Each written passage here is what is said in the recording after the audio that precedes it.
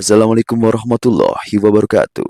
Sakawilang hadir kembali menemani Anda tentunya bersama saya Bagus. Selamat datang buat kalian yang baru bergabung. Dukung terus channel ini dengan subscribe, like, dan komen. Dan jangan lupa tekan tombol loncengnya agar kalian tak ketinggalan kisah-kisah lainnya yang akan diupload pada setiap harinya. Langsung saja kita masuk ke dalam ceritanya yang berjudul Si Tulang Punggung. Arvin merupakan seorang pemuda berusia 16 tahun yang duduk di bangku kelas 1 SMA. Ia merupakan anak pertama dari 3 bersaudara.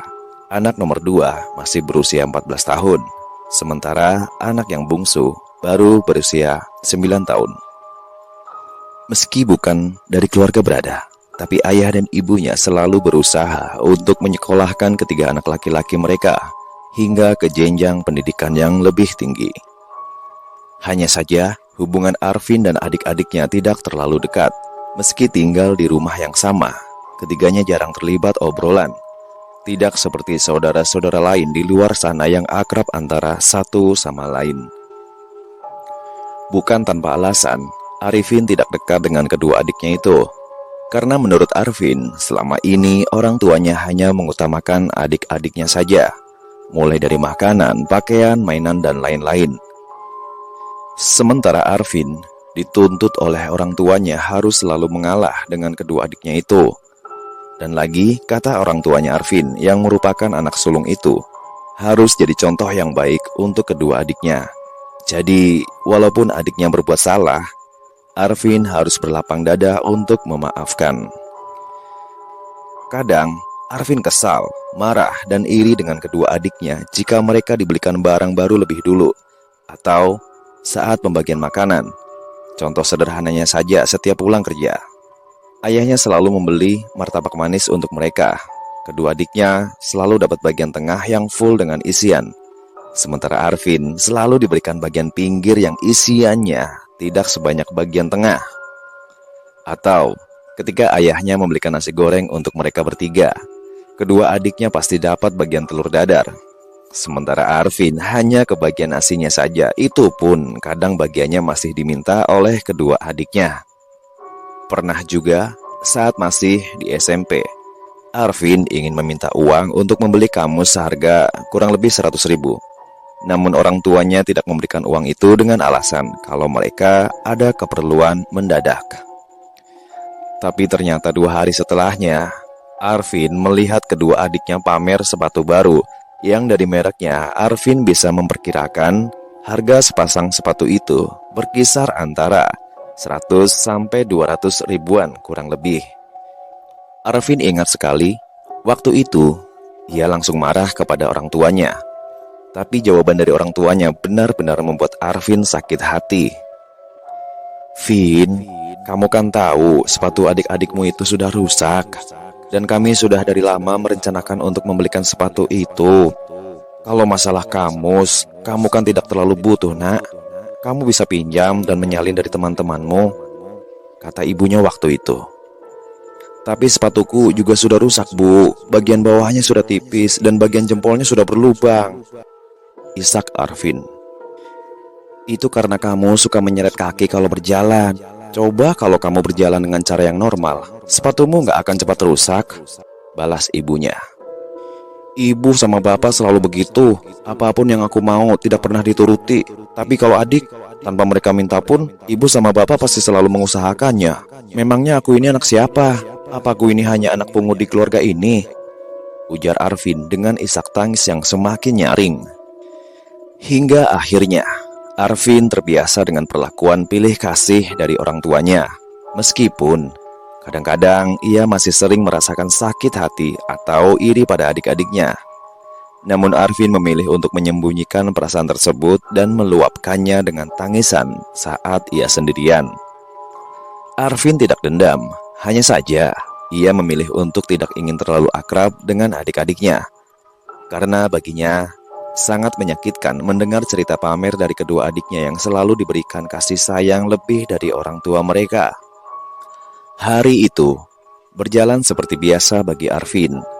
Ia memulai hari dengan mengambil dagangan titipan tetangganya sebelum berangkat ke sekolah. Dengan menjual barang-barang tersebut, Arvin mengumpulkan uang saku yang kemudian ditabungnya untuk kuliah. Dagangan yang Arvin bawa berbeda-beda setiap harinya. Kadang ia membawa risol, donat, gorengan, nasi goreng, dan mie goreng. Pulang sekolah, biasanya Arvin membuat tas rajut. Dan tas rajut itu ia tawarkan kepada teman-teman maupun tetangga sekitar rumahnya. Tas rajut buatan Arvin cukup digemari dan laris di kalangan anak-anak maupun orang dewasa.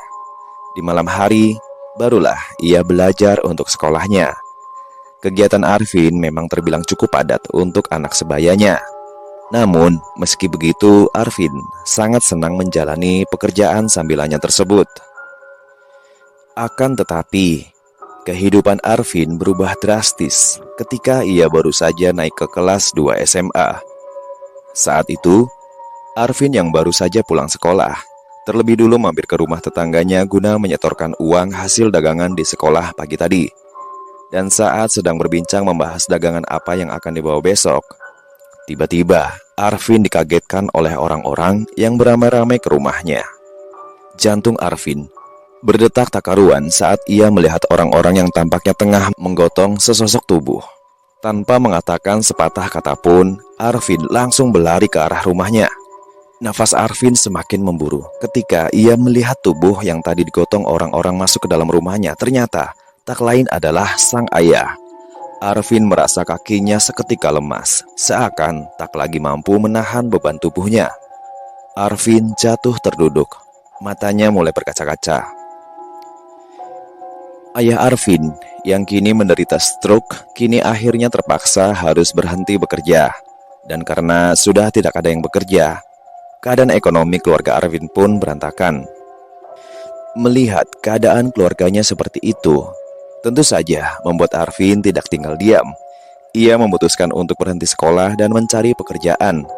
Namun, sebelum ia mengutarakan niatnya tersebut, ibunya terlebih dulu mengatakan, "Vin, apa kamu yakin ingin terus lanjut sekolah?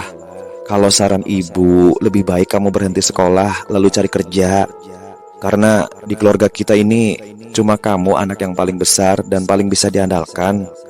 Kamu tahu kan, Vin, apa yang sudah terjadi pada keluarga kita. Terlebih lagi dengan keadaan bapakmu yang seperti itu.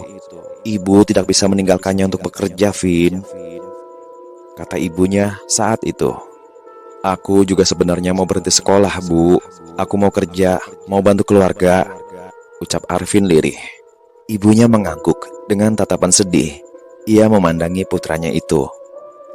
"Terima kasih banyak, Nak. Terima kasih banyak. Ini sudah kewajibanku sebagai anak paling tua di keluarga ini, Bu. Ibu tenang saja ya, Bu. Secepatnya aku pasti akan mendapatkan pekerjaan. Oh iya, Bu. Ini aku juga ada simpanan. Selama ini uang upah dari hasil menjualkan dagangan milik Mama Lisa ke sekolahku. Aku tabung, Bu. Rencananya ini tabungan buat kuliah. Tapi sekarang keluarga kita lebih membutuhkannya. Dan aku juga akan berhenti sekolah.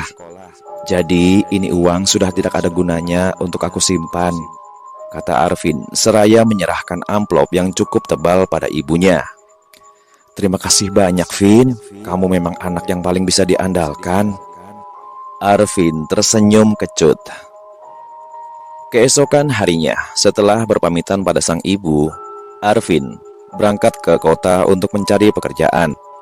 Singkatnya, Arvin diterima di sebuah toko sandal yang berada di pasar tradisional yang sangat terkenal di Kalimantan Selatan. Akan tetapi, tak berselang lama Arvin bekerja di toko tersebut. Ia berhenti karena tidak tahan dengan perlakuan salah satu teman kerjanya. Kemudian Arvin bekerja lagi di sebuah warung makan. Tapi sama seperti sebelumnya, Arvin lagi-lagi berhenti dari pekerjaannya. Namun kali ini bukan karena ribut dengan teman kerja, melainkan karena Arvin mendapatkan tawaran pekerjaan di pabrik kerupuk yang upahnya jauh lebih besar dari upahnya bekerja di warung makan. Dan hari itu, diantar oleh orang yang menawarkan pekerjaan tersebut, Arvin pun berangkat ke rumah calon bosnya yang masih berada di kota yang sama. Menurut cerita dari orang itu, calon bos Arvin ini memang punya istri simpanan di Kalimantan. Jadi, bila sedang ke Kalimantan, dia pasti tinggal di tempat istri simpanannya. Seorang lelaki berusia 37 tahunan memakai kemeja kotak-kotak berwarna denim. Tampak duduk di sofa berwarna merah di hadapan Arvin. Rambutnya rapi, wajahnya pun terlihat lembut. "Kamu mau melamar kerja?" tanya si lelaki. "Iya pak, saya bisa kerja apa saja pak." Lelaki itu mengangguk. "Usiamu berapa?" "17 tahun pak." "Wetonmu apa?" "Saya kurang tahu pak, kami tidak tahu menau soal itu. Mendengar saja saya baru kali ini," jawab Arvin. "Kalau begitu, apa kamu bawa kartu keluarga?" "Ada pak, tapi cuma fotokopi." "Ya tidak apa-apa, sini saya lihat dulu." Tanpa ragu, Arvin lantas menyerahkan kakak yang ia bawa. Setelah menerima kakak Arvin, laki-laki itu langsung masuk ke dalam sebuah ruangan. Cukup lama Arvin menunggunya, hingga akhirnya orang itu keluar lagi sambil tersenyum. "Kamu diterima, gajinya per bulan 4 juta. Setelah 3 bulan, gajimu akan dinaikkan lagi sesuai dengan pekerjaanmu. Kalau pekerjaanmu bagus, maka gajinya akan semakin tinggi. Untuk pekerjaannya, kamu akan saya tempatkan di bagian pengemasan. Di sana kami juga menyediakan tempat tinggal, dan makan pun sudah dijamin. Bagaimana?" Dengan cepat Arvin mengangguk. Ia setuju untuk bekerja di pabrik kerupuk milik keluarga laki-laki tersebut. Kita sebut saja namanya Pak Jaya. "Baiklah kalau begitu, 2 hari lagi kita akan berangkat. Usahakan sebelum keberangkatan kamu sudah harus di sini," ujar Pak Jaya. "Baik pak, tapi ongkosnya bagaimana pak?" "Kamu tenang saja, ongkos pulang pergi akan saya biayai." "Terima kasih banyak pak." Sepulangnya dari rumah Pak Jaya, Arvin langsung meminta izin pada orang tuanya. "Kejauhan, Vin," ujar ibunya melarang. "Tapi gajinya besar bu, dan lagi ongkosnya semua ditanggung mereka. Makan, minum, dan tempat tinggal disediakan bu. Jadi gaji itu bersih. Pokoknya aku mau kerja di sana," ujar Arvin. "Lalu cara kamu mengirim uang untuk kami bagaimana?" tanya ibunya. "Gampang lah itu nanti bu, uangnya pasti Arvin kirimkan." "Ya sudahlah, terserah kamu saja. Yang penting kamu jangan sampai lupa sama kami yang di rumah." "Iya bu, Arvin tidak akan lupa. Arvin kerja pun juga untuk bantu keluarga kita, bukan untuk senang-senang." Sehari lebih awal, Arvin sudah berada di rumah Pak Jaya. Ia terlihat sangat bersemangat untuk bekerja. Berkali-kali ia mengucap syukur karena sudah mendapatkan pekerjaan. Bahkan saat berada di pesawat pun, tak henti-hentinya Arvin mengucap syukur, karena itu merupakan pengalaman pertamanya naik pesawat. Singkatnya, setelah melewati perjalanan panjang dari Kalimantan, mereka akhirnya tiba di bandara tujuan di Pulau Jawa. Terlebih dulu mereka ke rumah Pak Jaya. Lalu di rumah Pak Jaya itu, barulah Arvin diantar ke rumah yang memang dikhususkan untuk tempat tinggal karyawan. "Ini kamar yang akan kamu tempati selama kamu bekerja di sini. Itu ada rak untuk tempat pakaian. Kamar mandinya ada di belakang ya. Oh iya, kenalkan ini namanya Adi. Dia salah satu karyawan yang paling lama kerja di pabrik. Dan dia ini juga tinggal di sini. Besok dia yang akan menjelaskan dan mengajari semua sama kamu ya. Nah sekarang kamu istirahat saja dulu," ujar Pak Jaya, karena memang saat itu sudah larut malam. Arvin mengangguk. Ia lalu masuk ke dalam kamar. Sebelum beristirahat, terlebih dulu Arvin membersihkan kasurnya yang tampak berdebu. Saat berbaring, bau apek tercium dari bantal yang ia gunakan. Seketika Arvin memindahkan bantal tersebut ke lantai. Namun, bau apek tak juga hilang. Mungkin bau itu berasal dari spray dan kasur yang entah sudah berapa lama tak digunakan. "Gak apa-apa, besok kasur dan bantalnya kujemur saja. Pasti baunya hilang," gumam Arvin lalu mencoba memejamkan mata. Keesokan harinya, sekitar jam 6 pagi Arvin dibangunkan oleh Adi. Arvin disuruh untuk langsung mandi dan berpakaian, sementara Adi menunggunya di teras depan. Kamar mandi rumah tersebut berupa bangunan terpisah yang berlokasi di bagian belakang. berjarak sekitar 1 meter dari bangunan utama. Di samping kamar mandi itu hanya lahan kosong yang diberi pagar dari bambu. Suasana di tempat itu sangat asri. Namun, Arvin yang tergesa-gesa karena sudah ditunggu oleh Adi tak sempat untuk melihat-lihat sekeliling rumah tersebut. "Maaf membuat Kang Adi menunggu. Panggil Mas Adi saja," ujar Adi dengan senyum kecil tersungging di bibirnya. "Oh iya Mas, maaf." "Ya sudah, ayo kita berangkat," ajak Adi. "Mas, ada berapa karyawan yang tinggal di rumah itu?" tanya Arvin, seraya berusaha mengimbangi langkah Adi yang cukup cepat. "Dulu aku cuma sendiri, sekarang jadi berdua sama kamu. Kalau yang lain pulang ke rumahnya masing-masing, karena karyawannya kan banyak orang sini." Arvin mengangguk. "Kalau Mas Adi sendiri, bukan asli sini juga?" "Bukan, aku aslinya dari kecamatan sebelah.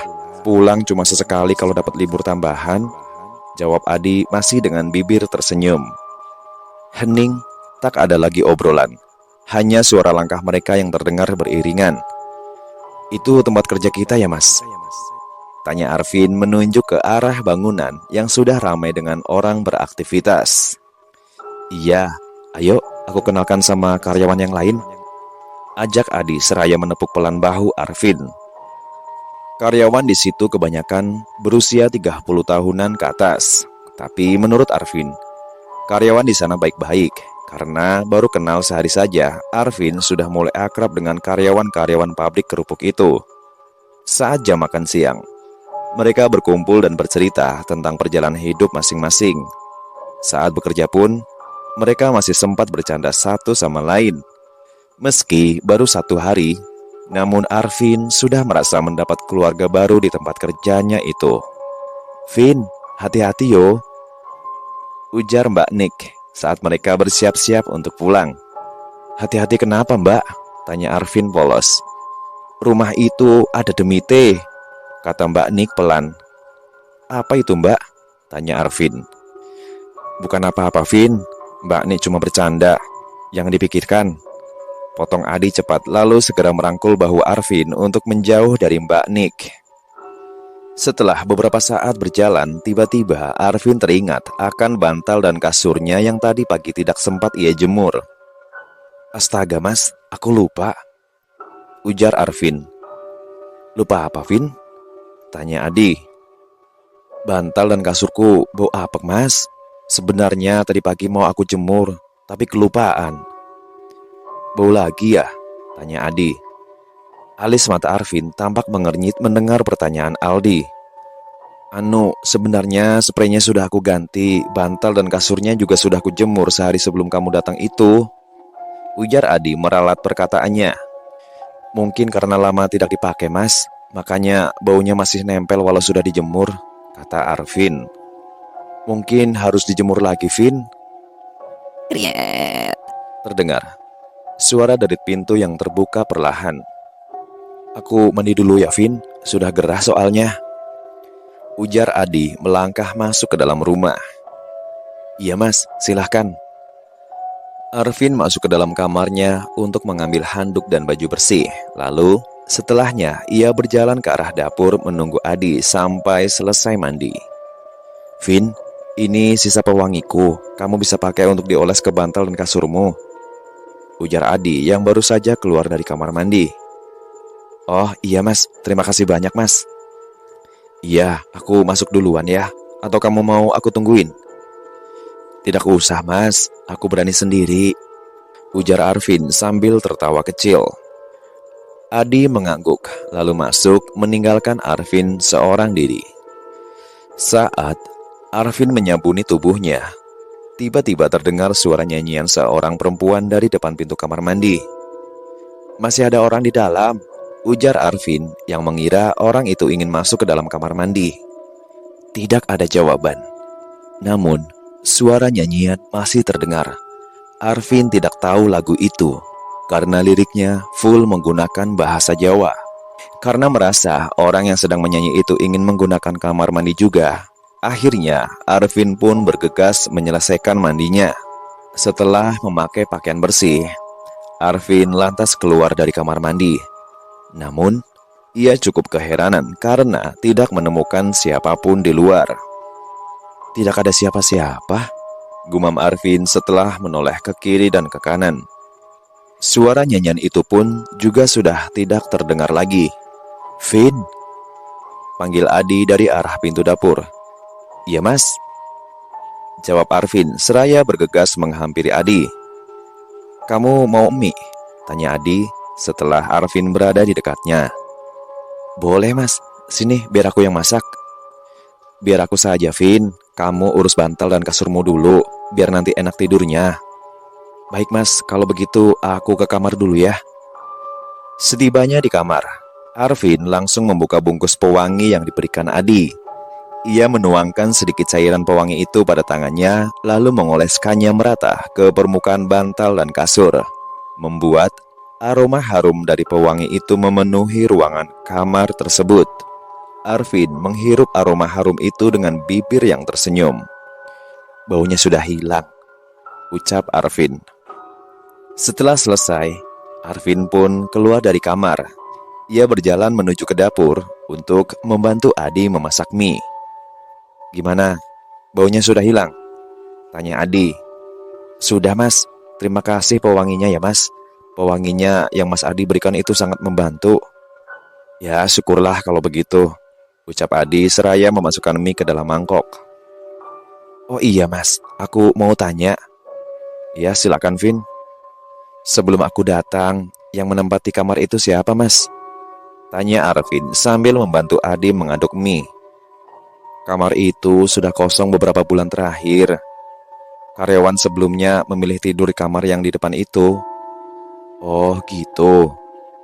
Dalam hati, Arvin berkata, pantas bau apek kalau sudah lama tidak ditempati. "Ini makan dulu minyak." "Iya mas, terima kasih."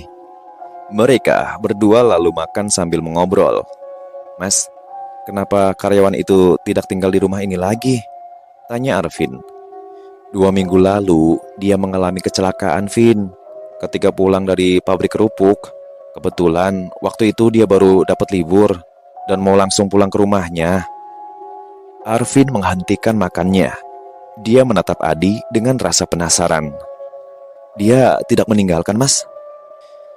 "Dia meninggal dunia di tempat kejadian Vin, ditabrak oleh pengendara lain dari belakang. Dari keterangan pengendara itu, dia tidak melihat kalau ada orang di depannya." "Aku duluan masuk kamar ya Vin, sudah ngantuk," ujar Adi seraya meletakkan mangkuk kosongnya di atas meja. Arvin hanya mengangguk, lalu bergegas ia menghabiskan makanannya. Setibanya di dalam kamar, Arvin lantas merebahkan tubuhnya di atas kasur.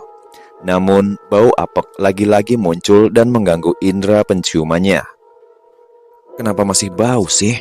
Padahal tadi sudah dikasih wangi," keluh Arvin sembari bangun dari kasurnya. Ia menutupi bantal tersebut dengan sarung, berusaha menghilangkan bau apek yang mengganggu. Setelahnya, Arvin kembali merebahkan tubuh. Tanpa waktu lama, Arvin pun terlelap tidur. Hari-hari berlalu. Tanpa terasa, 1 minggu sudah Arvin bekerja di pabrik kerupuk tersebut. Dalam waktu 1 minggu itu, Arvin sudah sangat akrab dengan karyawan-karyawan lain di sana. Apalagi dengan Adi. Arvin sudah menganggap lelaki itu seperti kakaknya sendiri. "Vin, malam ini kita beli makan di luar saja ya. Mumpung aku punya uang, nanti aku yang bayar," ujar Adi saat mereka berdua dalam perjalanan pulang dari pabrik. "Wah, makasih banyak mas. Mas Adi baik sekali." Adi tersenyum. "Sambil itu, aku mau ajak kamu jalan-jalan Vin. Siapa tahu kamu terpincut gadis Jawa. Pulangnya, kamu bawa istri. Keren kan? Pasti bangga orang tuamu," ujar Adi. Arvin menunduk, menyembunyikan wajahnya yang memerah. Adi tergelak dalam tawanya, membuat Arvin tersenyum malu-malu. Sesampainya di rumah, seperti biasa, Adi mandi lebih dulu, sementara Arvin menunggu di pintu dapur dengan setia. Tidak lama, Adi keluar dengan rambut yang basah.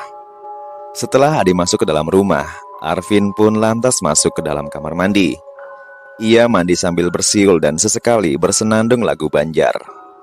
Sudah lawas hati Batagor, amun aku tetap badiam. Ku merasa hati dan damai, karindangan wan urang subarang. Brak! Nyanyian Arvin terhenti kala ia mendengar suara benda jatuh menimpa atap kamar mandi tersebut. Mas Adi, itu kamu ya mas? Teriak Arvin khawatir. Tidak ada jawaban, namun tiba-tiba suara ketukan terdengar dari pintu kamar mandi itu. Siapa? Tanya Arvin. Tok tok tok. Siapa? Tanya Arvin dengan suara lebih keras. Tapi lagi-lagi tidak ada jawaban. Hanya suara ketukan yang terdengar dengan ritme yang jauh lebih cepat. Arvin menelan ludahnya, bulu kuduknya berdiri dan ia mulai merasa ketakutan. Krek! Arvin memutuskan untuk membuka pintu. Namun ternyata tidak ada siapapun di luar kamar mandi tersebut. Akhirnya karena merasa takut, Arvin pun menyelesaikan mandinya dengan pintu yang terbuka. Setelah selesai mandi, Arvin lantas berlari masuk ke dalam rumah, tapi baru selangkah saja ia masuk. Raut wajah Arvin langsung berubah kaget saat melihat seorang laki-laki berdiri mematung di depan kompor. Arvin tahu itu bukan Adi, karena dari potongan rambutnya saja sudah berbeda. Baru ingin bertanya, tiba-tiba terdengar suara Adi yang sepertinya sedang mengusir kucing. Fokus Arvin teralihkan sebentar. Akan tetapi, saat Arvin kembali menoleh ke arah laki-laki misterius yang tadi berdiri di depan kompor, rupanya laki-laki itu sudah menghilang.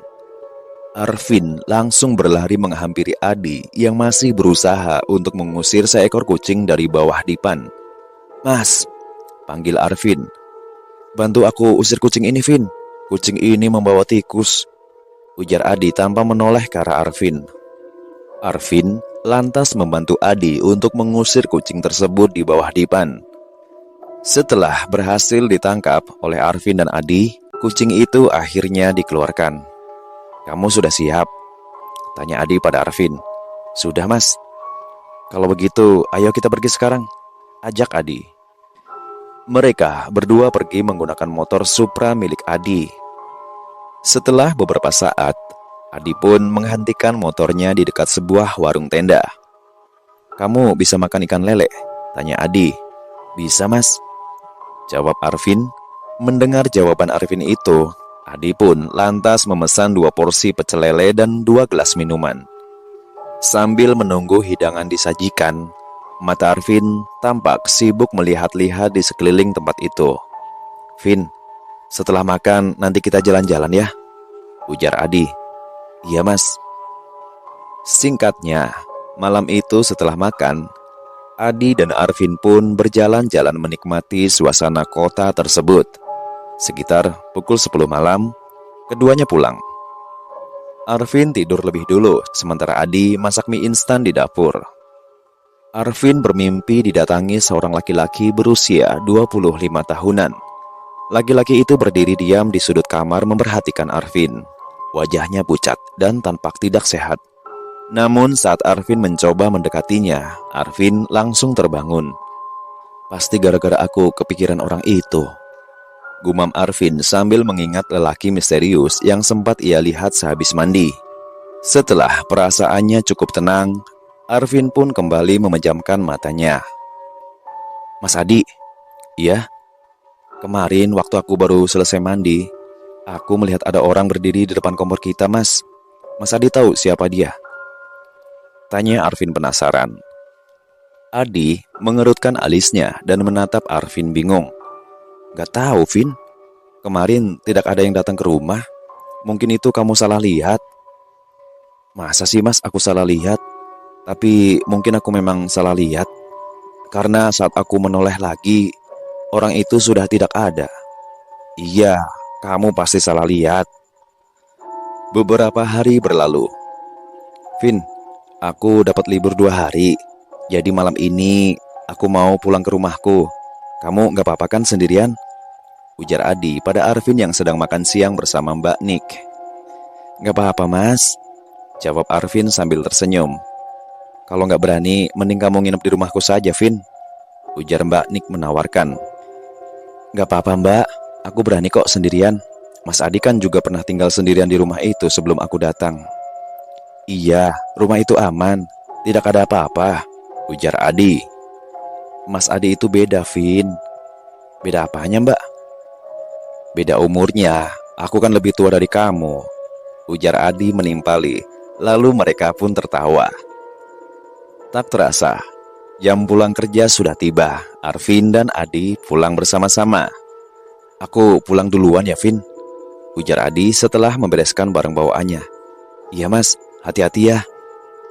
Adi mengangguk. Ia berjalan ke rumah dengan tas di tangannya. Kalau mau keluar, jangan lupa pintunya dikunci, pesan Adi sebelum pergi. Arvin mengangguk. Lalu setelah Adi pergi, Arvin pun masuk kembali ke dalam rumah. Ia bersiap-siap untuk mandi. Saat sedang mandi, Arvin menghibur dirinya sambil menyanyikan lagu-lagu kesukaannya. Namun, tidak disangka, dari luar kamar mandi terdengar suara seorang perempuan yang juga mengikuti nyanyiannya. Suara perempuan itu pelan namun tajam.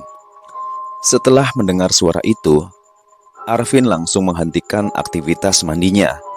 Tapi ketika Arvin diam, perempuan itu juga diam. Rasa gelisah dan takut mulai Arvin rasakan. Arvin langsung menutup mulutnya begitu mendengar suara kerat-kerat di pintu. Suara itu seperti suara kuku yang digaruk ke pintu.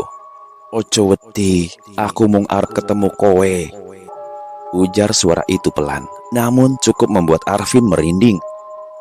Tak lama kemudian, suara garukan kuku pada pintu itu menghilang. Hening. Perlahan-lahan, Arvin membuka pintu kamar mandi tersebut. Ia cukup lega karena tidak ada siapa-siapa di luar sana. Akhirnya, pintu kamar mandi tersebut Arvin biarkan terbuka, sementara ia melanjutkan mandinya. Baru satu gayung air membasahi tubuhnya, ketika tiba-tiba saja di depan pintu muncul sosok perempuan dengan rambut panjang tergerai, mengenakan kebaya berwarna hitam dan selendang warna hijau melilit di pinggangnya. Matanya menatap tajam pada Arvin, dan bibirnya tampak menyunggingkan senyum misterius. Nafas Arvin seakan terhenti. Jantungnya berdegup kencang. Perasaan kaget dan takut menjadi satu. "Ah, tolong!" teriak Arvin, seraya menutup wajahnya dengan tangan. Arvin duduk meringkuk, badannya gemetar karena ketakutan. Namun setelah cukup lama, tidak terjadi apa-apa pada Arvin. Akhirnya, Arvin mulai memberanikan diri untuk membuka matanya.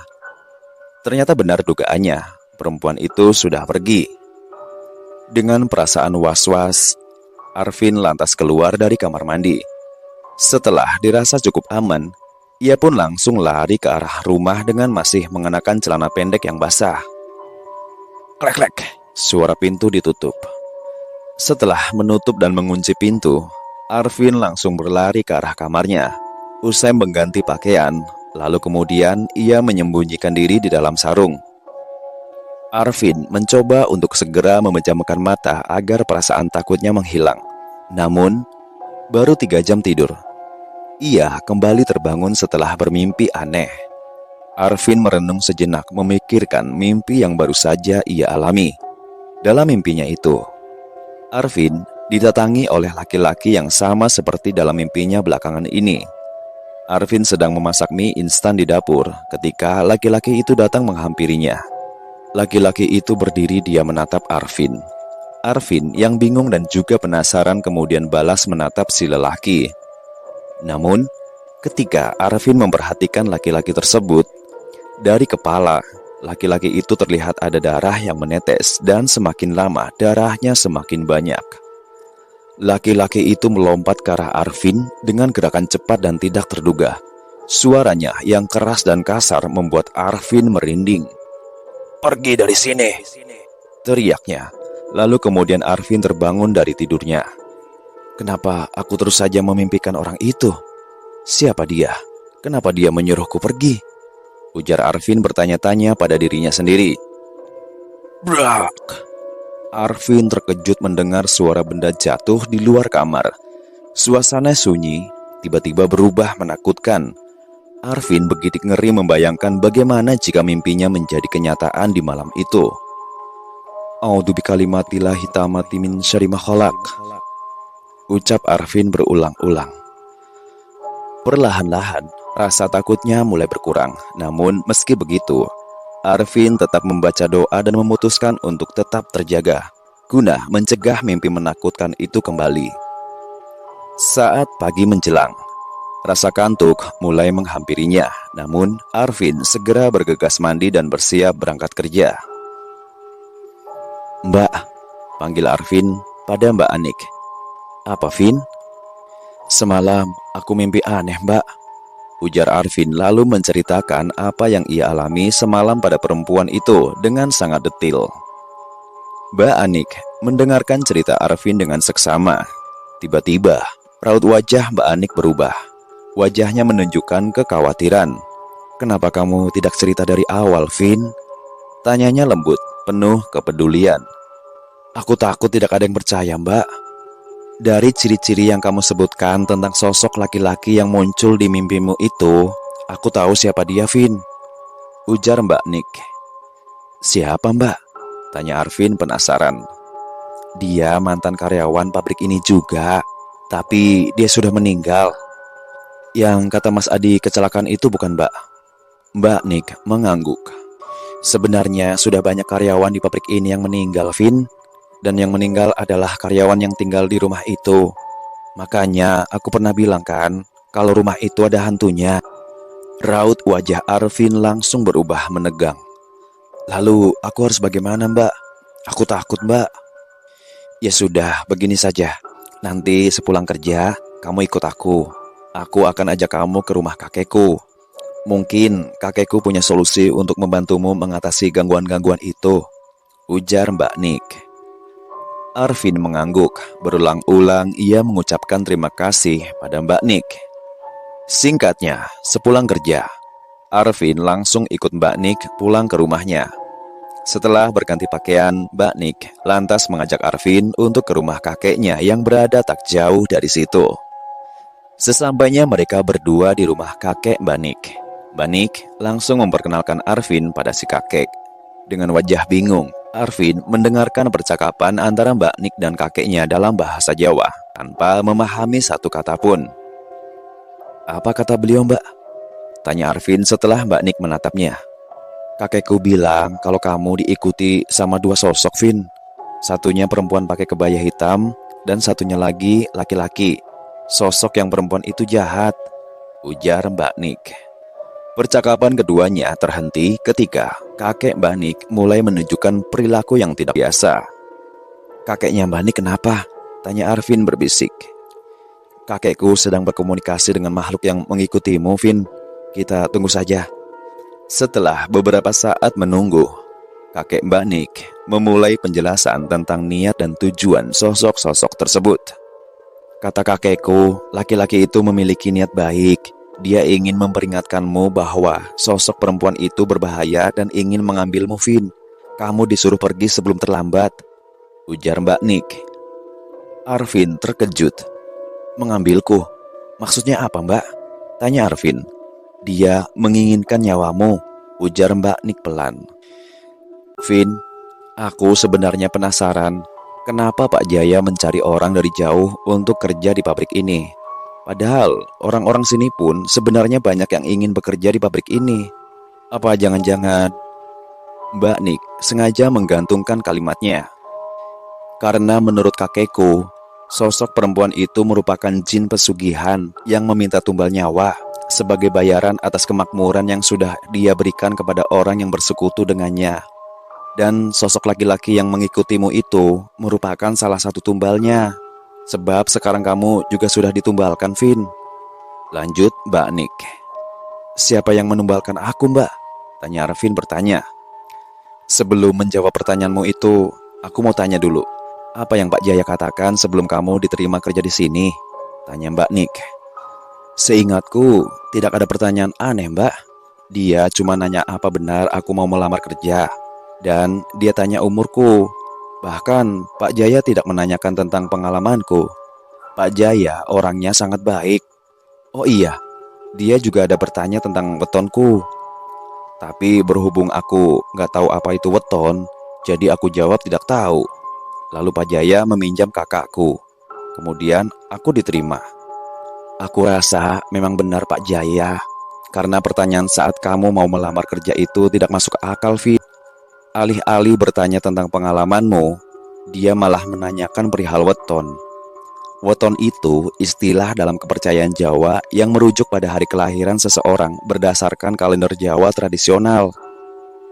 Kalender Jawa memiliki siklus 7 hari dalam seminggu seperti Minggu, Senin, Selasa, dan lain-lain. Serta siklus 5 hari pasaran, yaitu Legi, Pahing, Pon, Wage, dan Kliwon. Weton sering digunakan sebagai acuan dalam berbagai hal, seperti membaca nasib dan lain-lain. Dan memang ada weton yang diincar sebagai tumbal untuk jin. Dan aku rasa wetonmu sesuai untuk dijadikan tumbal, ujar Mbak Nik panjang lebar. Arvin sangat shock mendengar hal itu. Ia benar-benar tak menyangka. Lalu aku harus bagaimana, Mbak? Tanya Arvin. Kamu harus pergi dari sini secepatnya, Vin. Kamu harus pulang ke Kalimantan supaya sosok itu tidak bisa mengejarmu, ujar Mbak Nik. Jadi kalau aku pulang ke Kalimantan, sosok itu tidak akan bisa mengejarku, Mbak? Arvin bertanya. Mungkin saja, tapi kamu juga harus minta bantuan ahli spiritual untuk memastikan keselamatanmu di sana. Tapi aku tidak punya uang untuk pulang, Mbak. Aku juga tidak tahu caranya untuk pulang, ujar Arvin. Setelah beberapa saat terdiam, Mbak Nik dan kakeknya kembali berbincang menggunakan bahasa Jawa dan tidak lama setelah itu, kakek Mbak Nik beranjak dari duduknya. Lalu, kakek Mbak Nik keluar lagi dengan membawa sejumlah uang. Kakekku menyuruh kamu menggunakan uang ini untuk ongkos pulang ke Kalimantan, Vin, ujar Mbak Nik. Tapi maksudku bagaimana cara aku mengembalikan uang ini nantinya, Mbak? Kakekku ikhlas membantu kamu, Vin. Kamu tidak usah memikirkan bagaimana cara membayarnya. Asal kamu selamat sampai tujuan, itu sudah cukup untuk kami. Arvin tersentuh mendengar perkataan Mbak Nik. Tanpa terasa, matanya mulai berkaca-kaca. Kamu tenang saja, Vin. Besok aku akan membantu kamu untuk pulang, ujar Mbak Nik. Singkat ceritanya, Arvin kini sudah berada di Kalimantan. Orang tuanya kaget begitu melihat Arvin pulang. Sementara adik-adiknya malah langsung meminta dibelikan macam-macam barang pada Arvin, karena mengira Arvin pulang membawa banyak uang. Arvin memutuskan untuk tidak menceritakan apa yang sudah ia alami pada orang tuanya. Ia hanya mengatakan kalau ia berhenti bekerja karena tidak cocok dengan pekerjaannya. Tidak lama setelah kepulangannya itu, Arvin memutuskan untuk merantau ke Kalimantan Tengah. Di sana, ia ikut bekerja di salah satu tambang emas ilegal sekitar 4 bulanan, lalu berhenti, dan kemudian mendapatkan pekerjaan yang lebih layak di sebuah perusahaan kayu. Hingga saat ini, Arvin tidak pernah lupa dengan kebaikan Mbak Nik dan kakeknya. Arvin berdoa, dimanapun Mbak Nik sekarang berada, semoga dia selalu sehat dan bahagia. Selesai.